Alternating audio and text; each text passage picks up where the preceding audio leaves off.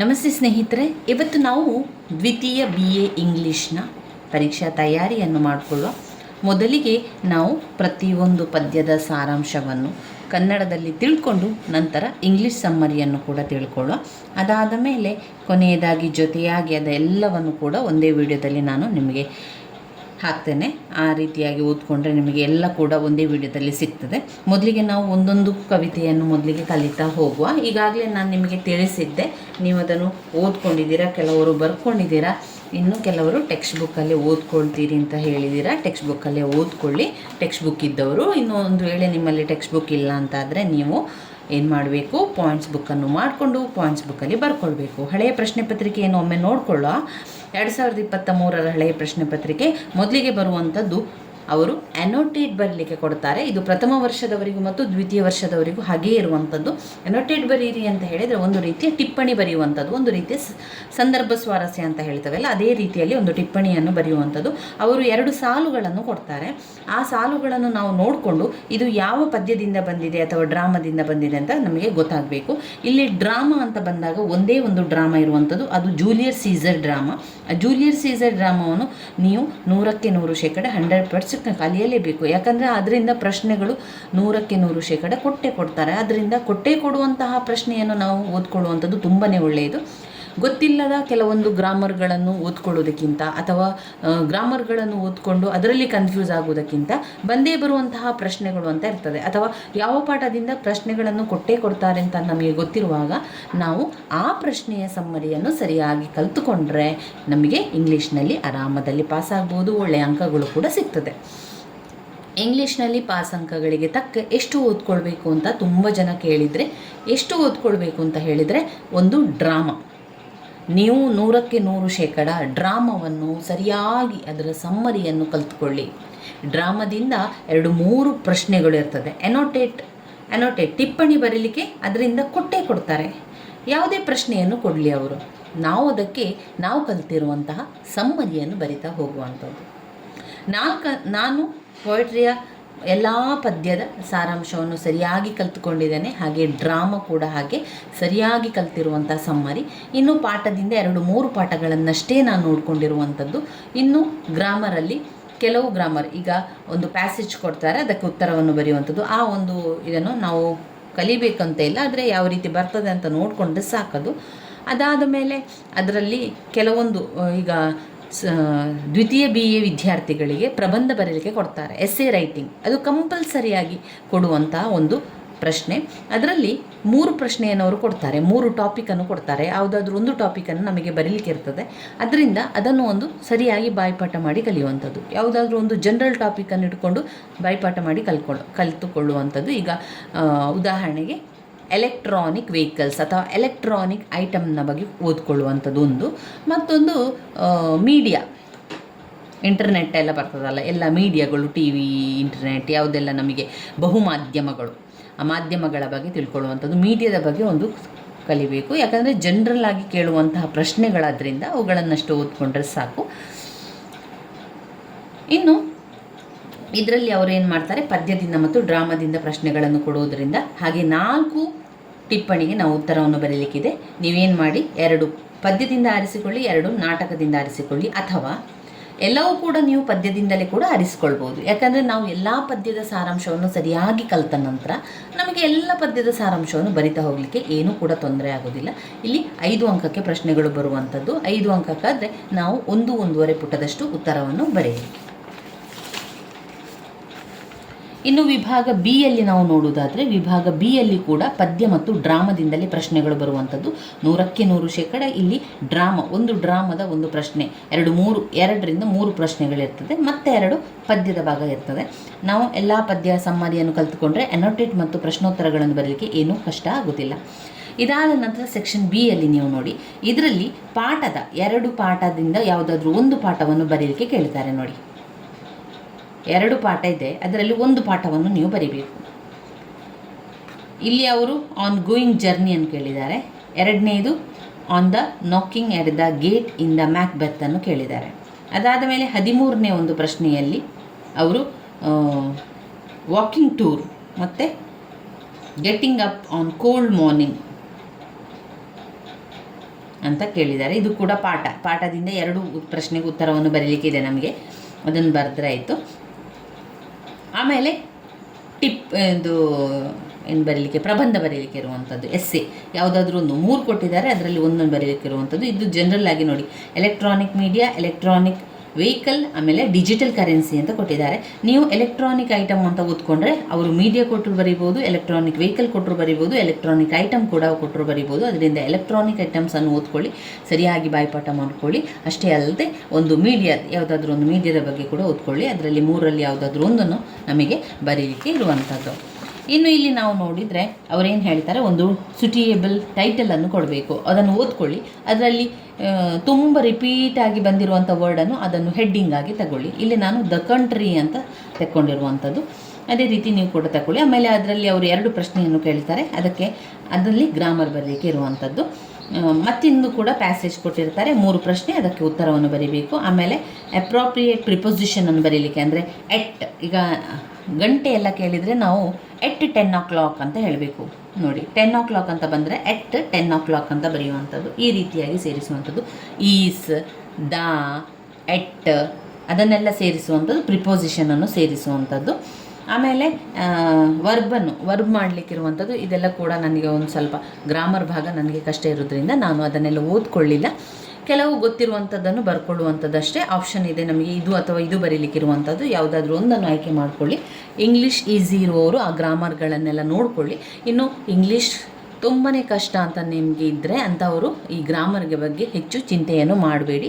ನೀವು ಚಿಂತೆ ಮಾಡಬೇಕಾಗಿರುವಂಥದ್ದು ಅಥವಾ ನೀವು ಓದ್ಕೊಳ್ಬೇಕಾಗಿರುವಂಥ ವಿಚಾರ ಪದ್ಯ ಮತ್ತು ಡ್ರಾಮಾ, ಪದ್ಯ, ಪೊಯೆಟ್ರಿ ಮತ್ತು ಡ್ರಾಮಾವನ್ನು ಸರಿಯಾಗಿ ಅದರ ಸಮ್ಮರಿಯನ್ನು ಬಾಯ್ಪಾಠ ಮಾಡಿಕೊಳ್ಳಿ. ನಾನು ಪದೇ ಹೇಳ್ತಾ ಇರುವಂಥದ್ದು, ನೀವು ಎಲ್ಲ ಪದ್ಯ ಅಂದರೆ 7 ಪದ್ಯದ ಸಾರಾಂಶವನ್ನು ಸರಿಯಾಗಿ ಕಲ್ತ್ಕೊಳ್ಳಿ. ಅದರ ಜೊತೆಗೆ ಡ್ರಾಮದ ಸಮ್ಮರಿಯನ್ನು ಸರಿಯಾಗಿ ಕಲ್ತ್ಕೊಂಡ್ರೆ ಪ್ರತಿಯೊಬ್ಬರು ಕೂಡ ಇಂಗ್ಲೀಷ್ನಲ್ಲಿ ಪಾಸ್ ಆಗ್ತೀರ. ಇನ್ನು ಪಾಠದ ಭಾಗಕ್ಕೆ ಬಂದಾಗ 2-3 ಪಾಠವನ್ನು ಕಲ್ತ್ಕೊಳ್ಳಿ. ಯಾವುದಾದ್ರೂ 2-3 ನಿಮಗೆ ಸುಲಭ ಅಂತ ಅನಿಸುವಂಥ 2-3 ಪಾಠವನ್ನು ಓದ್ಕೊಳ್ಳಿ. ಯಾಕಂದರೆ ಅದರಲ್ಲಿ ಆಪ್ಷನ್ ಇದೆ, 2ರಲ್ಲಿ ಯಾವುದಾದ್ರು ಒಂದನ್ನು ಬರೀಲಿಕ್ಕಿರುವಂಥದ್ದು. ಅದರಿಂದ ಆದಷ್ಟು ಮುಖ್ಯವಾಗಿರುವಂತಹ ಪಾಠವನ್ನು ಓದ್ಕೊಳ್ಬೇಕು ನಾವು. ಇದರಲ್ಲಿ ನಾವು ನೋಡೋದಾದರೆ ನೀವು ಯಾವುದನ್ನೆಲ್ಲ ಓದ್ಕೊಳ್ಬೇಕು, ಆನ್ ದ ಗೋಯಿಂಗ್ ಜರ್ನಿಯನ್ನು ಓದ್ಕೊಳ್ಬೇಕು. ಆಮೇಲೆ ಮ್ಯಾಕ್ಬೆತ್ ಓದ್ಕೊಳ್ಬೇಕು. ಆಮೇಲೆ ವಾಕಿಂಗ್ ಟೂರ್ ತುಂಬಾ ಸುಲಭ ಇದೆ, ನಾನು ನಿಮಗೆ ಹೇಳ್ಕೊಡ್ತೇನೆ. ವಾಕಿಂಗ್ ಟೂರಲ್ಲಿ ಪಾಯಿಂಟ್ಸನ್ನು ಕಲಿತುಕೊಂಡು ಆ ಪಾಯಿಂಟ್ಸನ್ನು ಬರೆಯುವಂಥದ್ದು. ಅದರಿಂದ ವಾಕಿಂಗ್ ಟೂರನ್ನು ಓದ್ಕೊಳ್ಳಿ. ವಾಕಿಂಗ್ ಟೂರ್ ಹಲವು ಸಲ ಪ್ರಶ್ನೆ ಪತ್ರಿಕೆಯಲ್ಲಿ ಬಂದಿದೆ. ಅದೇ ರೀತಿ ಜರ್ನಿ, ಆನ್ ಗೋಯಿಂಗ್ ಜರ್ನಿ ಕೂಡ ಹಲವು ಸಲ ಬಂದಿರುವಂತಹ ಪ್ರಶ್ನೆಯಾಗಿರುವಂಥದ್ದು.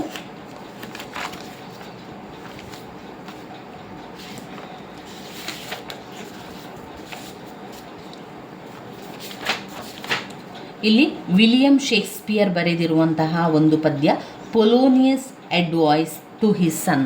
ಇಲ್ಲಿ ತಂದೆ ಮಗನಿಗೆ ಅಡ್ವೈಸ್ ಮಾಡುವಂಥದ್ದು, ಅವನಿಗೆ ತಂದೆ ಹೇಳುವಂಥದ್ದು, ಬುದ್ಧಿವಾದ ಹೇಳುವಂಥದ್ದು, ಅಡ್ವೈಸನ್ನು ಮಾಡುವಂಥದ್ದು.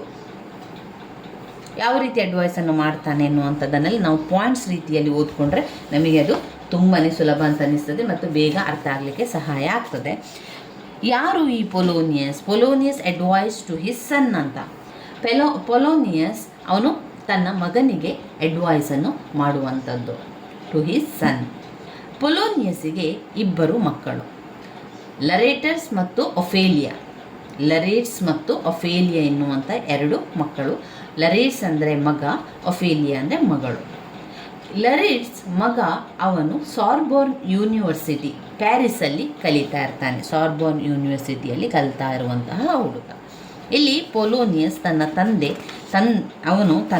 ತನ್ನ ಮಗನಿಗೆ ಅಡ್ವೈಸನ್ನು ಮಾಡುವಂಥದ್ದು. ಇಲ್ಲಿ ಸಮ್ಮರಿಯನ್ನು ಇಲ್ಲಿ ನೋಡ್ಕೊಳ್ಳಿ, ಟೆಕ್ಸ್ಟ್ ಬುಕ್ಕಲ್ಲಿರುವ ಸಮ್ಮರಿ ತುಂಬಾ ಸುಲಭ ಇದೆ, ನಾನು ಕೂಡ ಇಲ್ಲಿ ಓದ್ಕೊಂಡಿರುವಂಥದ್ದು. ಅದರ ಜೊತೆಗೆ ಅದರಲ್ಲಿ ಪಾಯಿಂಟ್ಸ್ ರೀತಿಯಲ್ಲಿ ನೀವು ಓದ್ಕೊಂಡು ಬರಿತೀರಿ ಅಂತಾದರೆ ನಾನು ನಿಮಗೆ ಅದನ್ನು ತೋರಿಸ್ತೇನೆ. ನಾನು ಯಾವ ರೀತಿ ಪಾಯಿಂಟ್ಸನ್ನು ಮಾಡಿಕೊಂಡು ಓದ್ಕೊಂಡಿದ್ದೇನೆ ಅಂತ.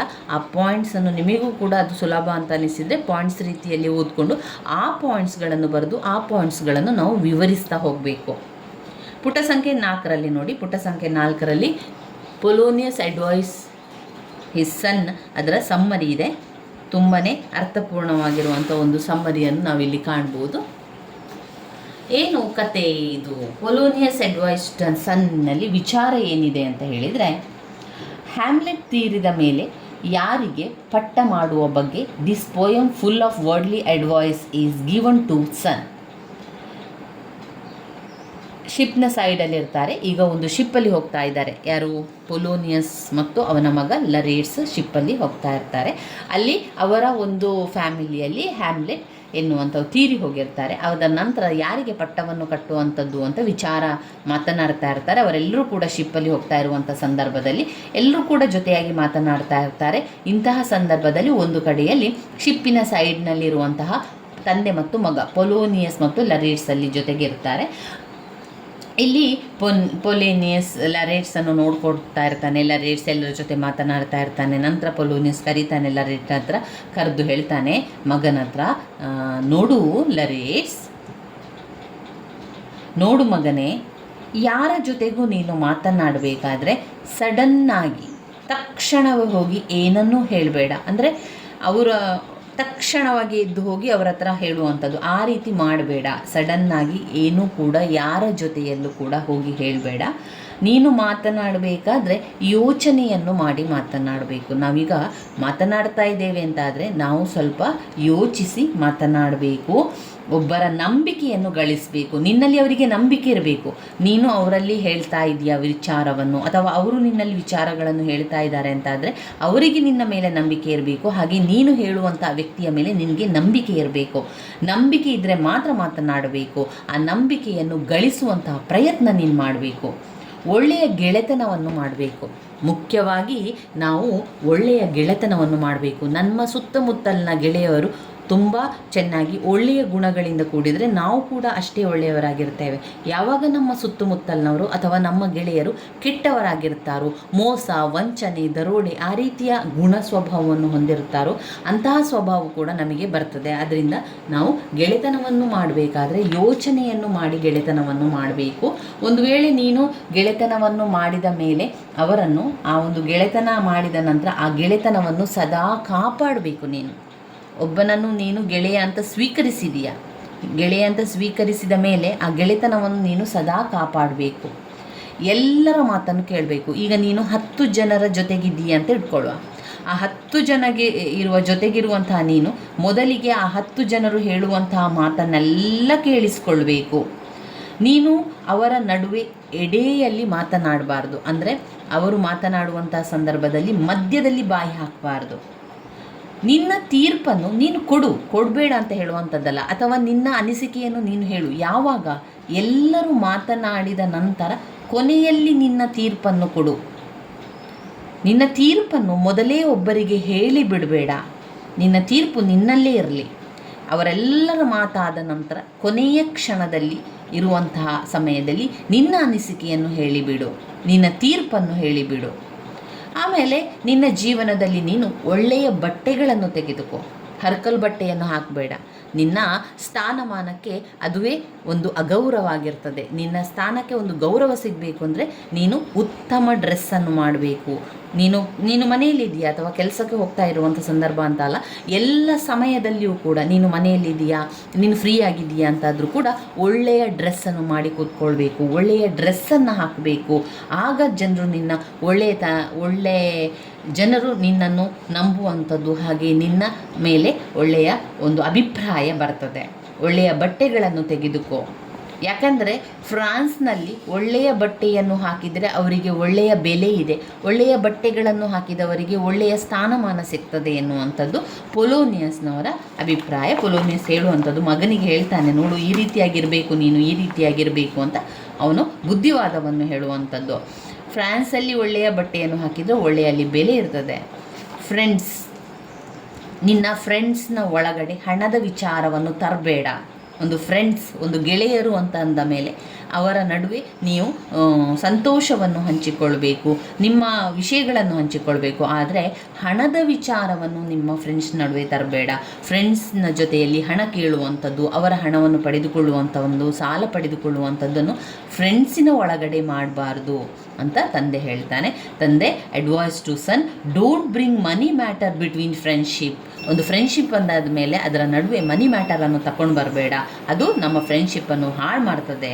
ನೀನು ನಿನಗೆ ಸತ್ಯವಾಗಿರಬೇಕು. ಮೊದಲಿಗೆ ನೀನು ನಿನಗೆ ಸತ್ಯವಾಗಿರಬೇಕು, ಮತ್ತು ಇತರರಿಗೆ ನೀನು ಸತ್ಯವಾಗಿರಬೇಕು. ಮೊದಲಿಗೆ ಯಾರಿಗೆ ನಾವು ಸತ್ಯ ಆಗಿರಬೇಕು? ನಮಗೆ ನಾವು ಸತ್ಯವಾಗಿರಬೇಕು, ನಂತರ ಇತರರಿಗೆ ಸತ್ಯವಾಗಿ ಇರಬೇಕಾಗಿರುವಂಥದ್ದು. Honesty is the best policy ಅಂತ ಹೇಳ್ತಾರೆ. ಹಾನೆಸ್ಟಿ ಆಗಿರಬೇಕು, ಪ್ರಾಮಾಣಿಕತೆ ಮುಖ್ಯ. ನಮ್ಮ ಜೀವನದಲ್ಲಿ ಯಾರಿಗೇ ಆಗಲಿ ನಾವು ಪ್ರಾಮಾಣಿಕವಾಗಿರಬೇಕು. ನಮ್ಮ ಪ್ರಾಮಾಣಿಕತೆಯೇ ನಮ್ಮನ್ನು ತಲುಪಿಸುವಂಥದ್ದು. ನಮ್ಮ ಪ್ರಾಮಾಣಿಕತೆಯೇ ನಮ್ಮನ್ನು ಗೆಲುವಿನೆಡೆಗೆ ಕರೆದುಕೊಂಡು ಹೋಗುವಂಥದ್ದು. Honesty is the best policy. ನನ್ನ ಆಶೀರ್ವಾದ ನಿನಗೆ ಸದಾ ಇರ್ತದೆ. ಮನುಷ್ಯನಿಗೆ ಗುಣ ಮುಖ್ಯ, ತುಂಬಾ ಗುಣ ಮುಖ್ಯ. ಹಣ ಇರ್ತದೆ, ಹಾಗೆ ಶ್ರೀಮಂತ ಬಡವ ಎಲ್ಲರೂ ಇರ್ತಾರೆ, ಆದರೆ ಅವನಲ್ಲಿರುವಂತಹ ಗುಣ ಎಲ್ಲರಿಗೂ ಮೊದಲಿಗೆ ಕಾಣುವಂಥದ್ದು. ಮೊದಲಿಗೆ ನಿನ್ನ ಗುಣ ಮುಖ್ಯ ಆಗಿರ್ತದೆ. Character is very very important in life. ಗೆಳೆಯರನ್ನು ಬಾಹ್ಯವಾಗಿ ಆಕರ್ಷಿಸವಾಗಿರದೆ ಕ್ಯಾರೆಕ್ಟರಿಂದ ಹತ್ತಿರ ಆಗು, ಹಣದಿಂದ ಗುಣ ಬರುವುದಿಲ್ಲ. ಪೊಲೋನಿಯಸ್ ಹೇಳ್ತಾನೆ, ಗೆಳೆಯರನ್ನು ನೀನು ಹೊರಗಿನಿಂದ ಆಕರ್ಷಿಸಬೇಕು. ಗೆಳೆಯರು ನಿನ್ನ ಜೊತೆಗೆ ಬರಬೇಕು ಅಂತ ಹೇಳಿದರೆ ನಿನ್ನ ಗುಣದಿಂದ ಅವರು ಬರಬೇಕೇ ವಿನಃ ನಿನ್ನ ಹಣದ ಹಿಂದೆ ಅವರು ಬರಬಾರ್ದು. ನಿನ್ನ ಅಲ್ಲಿ ಹಣ ಇದೆ ಅಂತ ಹೇಳಿ ಅವರು ನಿನ್ನ ಹಿಂದೆ ಬರಬಾರ್ದು. ಅವರು ಯಾವ ಕಾರಣಕ್ಕೆ ಬರಬೇಕು? ನಿನ್ನ ಗುಣಕ್ಕೆ ಅವರು ಮನಸೋತು ಬರಬೇಕು. ನಿನ್ನ ಗುಣಕ್ಕೆ ಕ್ಯಾರೆಕ್ಟರಿಂದ ಹತ್ತಿರ ಆಗಬೇಕೇ ಹೊರತು ಹಣದಿಂದ ಅಲ್ಲ. ಹಣ ಗುಣವನ್ನು ತರಲಿಕ್ಕೆ ಸಾಧ್ಯ ಇಲ್ಲ ಎನ್ನುವಂತಹ ಮಾತು ಇಲ್ಲಿ Polonius advice to son. Polonius ಇದೆಲ್ಲ ಮಾಹಿತಿಯನ್ನು ತನ್ನ ಮಗನಿಗೆ ಕೊಡುವಂಥದ್ದು, ತನ್ನ ಮಗನಿಗೆ ಅಡ್ವೈಸ್ ಮಾಡುವಂಥದ್ದು. ಇಲ್ಲಿ ಪಾಯಿಂಟ್ಸನ್ನು ಅವರು ಕೊಟ್ಟಿದ್ದಾರೆ ನೋಡಿ. ಇಲ್ಲಿ ನಾನು ಒಂದು ಅಂಡರ್ಲೈನನ್ನು ಮಾಡ್ಕೊಂಡಿದ್ದೇನೆ ನೋಡಿ. ಆ ಅಂಡರ್ಲೈನ್ ಮಾಡ್ಕೊಂಡಿರುವಂಥದ್ದು ಪೊಲೋನಿಯಸ್ ಅಡ್ವೈಸ್ನ ಪಾಯಿಂಟ್ಸ್ಗಳು. ನಾನಿಲ್ಲಿ ಪಾಯಿಂಟ್ಸನ್ನು ಮಾಡ್ಕೊಂಡಿದ್ದೇನೆ. ಒಟ್ಟು 9 ಪಾಯಿಂಟ್ಸ್ಗಳನ್ನು ಮಾಡಿ ನಾನು ಓದ್ಕೊಂಡಿರುವಂಥದ್ದು. ಈ 9 ಪಾಯಿಂಟ್ಸ್ಗಳನ್ನು ಮಾಡಿಕೊಂಡು ನಂತರ ಅದನ್ನು ನನಗೆ ಬೇಕಾದ ರೀತಿಯಲ್ಲಿ ವಿವರಿಸ್ತಾ ಹೋಗಿರುವಂಥದ್ದು. ಮೊದಲನೆಯ point, full of worldly advice is given by Polonius to his son Laertes. ತನ್ನ ಮಗನಾದಂತಹ ಲರೇಟ್ಸಿಗೆ ಪೊಲೋನಿಯಸ್ ಎಲ್ಲ ರೀತಿಯ ಅಡ್ವೈಸನ್ನು ಮಾಡ್ತಾನೆ. ಎರಡನೇ point, careful and conscious in thinking, talking and acting. ನೀನು ಜಾಗರೂಕವಾಗಿರಬೇಕು. ಒಂದು ಆಲೋಚನೆಯನ್ನು ಮಾಡಬೇಕಾದ್ರೆ, ಒಂದು ಮಾತನಾಡಬೇಕಾದ್ರೆ, ಒಂದು ಆ್ಯಕ್ಟ್ ಮಾಡಬೇಕಾದ್ರೆ, ಒಂದು ಕನ್ಶಿಯಸ್ ಅದರಲ್ಲಿ ಸಂಪೂರ್ಣವಾಗಿ ನೀನು ಇನ್ವಾಲ್ವ್ ಆಗಿರಬೇಕು, ಜಾಗೃತೆಯಾಗಿರಬೇಕು. 3, attract friends only with his virtuous characters, not with money. ಇಲ್ಲಿ ಹೇಳ್ತಾರೆ, ನಿನ್ನ ಫ್ರೆಂಡ್ ನಿನ್ನನ್ನು ಆಕರ್ಷಕವಾಗಿ, ನಿನ್ನ ಗೆಳೆಯರು ನಿನ್ನ ಹಿಂದೆ ಬರಬೇಕು, ನಿನ್ನ ಜೊತೆಗಿರಬೇಕು ಅಂತ ಆದರೆ ಅದು ನಿನ್ನ ಮನಿಯನ್ನು ನೋಡಿ ಅಲ್ಲ, ನಿನ್ನ ಕ್ಯಾರೆಕ್ಟರನ್ನು ನೋಡಿ ಬರುವಂತೆ ಇರಬೇಕು. Character is very important in every one life. ಗುಣ ಎನ್ನುವಂಥದ್ದು ಪ್ರತಿಯೊಬ್ಬರ ಜೀವನದಲ್ಲೂ ಕೂಡ ತುಂಬಾ ಮುಖ್ಯವಾಗಿರುವಂಥ ವಿಚಾರ. ಗುಡ್ ಹ್ಯಾಬಿಟನ್ನು ನಾವು ಬೆಳೆಸ್ಕೊಳ್ಬೇಕು. ಎಲ್ಲ ಸಮಯದಲ್ಲೂ ಕೂಡ ಗುಡ್ ಹ್ಯಾಬಿಟ್ಸ್ ಇರಬೇಕು. Honesty is the best policy. ಪ್ರಾಮಾಣಿಕತೆ ಎನ್ನುವಂಥದ್ದು ನಿಜವಾಗಿ ಒಂದು ಪಾಲಿಸಿ ಆಗಿರುವಂಥದ್ದು ನಮ್ಮ ಜೀವನದಲ್ಲಿ. 7ನೇ point, don't bring money matter between friendship. ನಿಮ್ಮ ಫ್ರೆಂಡ್ಶಿಪ್ನ ನಡುವೆ ಮನಿ ಮ್ಯಾಟರನ್ನು ಯಾವತ್ತೂ ತರಲೇಬಾರ್ದು. ಮನಿ ಮ್ಯಾಟರ್ ನಿಮ್ಮ ಫ್ರೆಂಡ್ಶಿಪ್ನ ನಡುವೆ ಬರಬಾರ್ದು. ಲರೇಟ್ಸ್ ಟೇಕ್ಸ್ ಫಾದರ್ಸ್ ಅಡ್ವೈಸ್. ಆಗ ಇದೆಲ್ಲ ಹೇಳಿದ ನಂತರ ಲರೇಟ್ಸ್ ತನ್ನ ತಂದೆ ಹೇಳಿರುವಂತಹ ಎಲ್ಲ ಅಡ್ವೈಸನ್ನು ತೆಗೆದುಕೊಳ್ತಾನೆ ಮತ್ತು ಆಶೀರ್ವಾದವನ್ನು ಪಡೆದುಕೊಳ್ತಾನೆ. ಪೊಲೋನಿಯಸ್ ಹೇಳ್ತಾನೆ, ನನ್ನ ಆಶೀರ್ವಾದ ನಿನಗೆ ಸದಾ ಇದೆ. Polonius blesses him.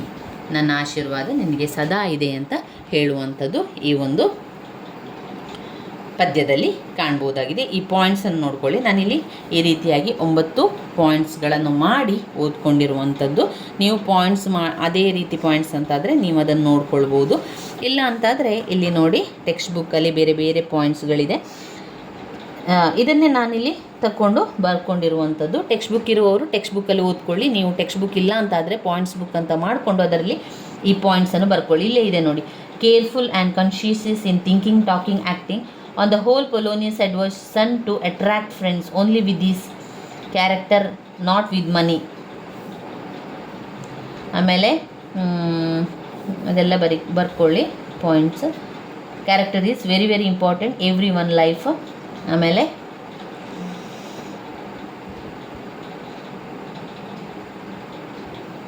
Don't bring money matters between friendship.